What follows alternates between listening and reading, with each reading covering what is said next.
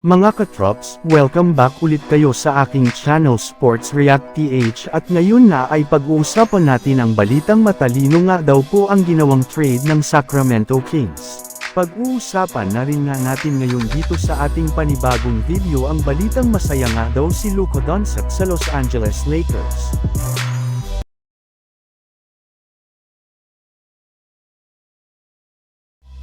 Hindi nga mga katrops, kagaya ng nangyari sa trade ni na Luka Doncic at Anthony Davis ay marami na rin naman nga ang umasa sa una pa lang na trade na talaga ng Sacramento Kings ang kanilang franchise player na si De'Aaron Fox.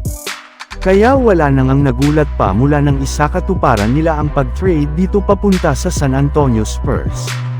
Pabor rin naman nga sa Kings ang ginawa nilang free team kay De'Aaron Fox dahil tuluyan na nga sila na nakabuo ngayon ng kanilang best starting five na kinabibilangan nina Malik Monk, Zach LaVine, DeMar DeRozan, Keegan Murray, at si Domantas Sabonis.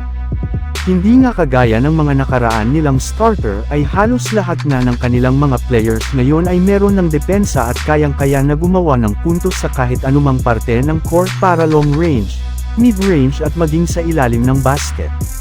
Bukod rin nga dyan ay nasigurado pa nga po ng kanilang front office ang future ng team sa pagkakakuha nila ng at least 6 na draft pick na magagamit nila either sa pagpapalakas muli ng kanilang lineup o kung hindi naman ay ang pag-rebuild dito sa mga susunod na taon.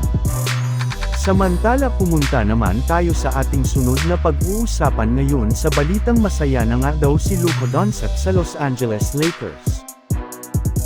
Bago pa man nga mga katrops, magsimula ang laro ng Lakers ng laban sa Los Angeles Clippers ay inanunsyo na nga ng kanilang team ang kanilang injury report kung saan nakalista na nga dito bilang probable si LeBron James, questionable naman sina Gabe Vincent at Dorian Finney-Smith, habang out naman sina Luka Doncic, Maxi Kleber at si Christian Wood.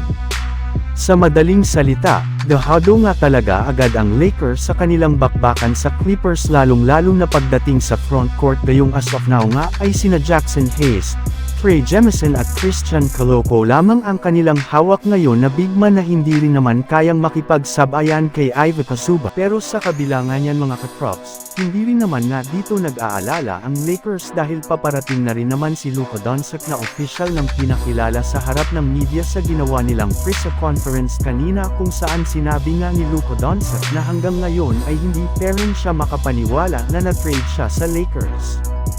Sinabi rin naman nga nito na excited na siya na makasama si LeBron James sa kanilang darating laro gayong sigurado nga na marami siya dito na matututunan bilang isang player. Nagbabala rin naman nga ito na gagawa nga talaga niya ang lahat ng kanyang makakaya para patunayan sa Mavericks na mali ang ginawang pag-trade nito sa kanya. So yun lang nga mga katrops ang handog ko sa inyong storya ngayong araw. Sana nag-enjoy kayo. Please like and subscribe my YouTube channel Sports React PH para sa iba pang storya at update patungkol sa NBA. Kita-kits muli sa ating susunod na video.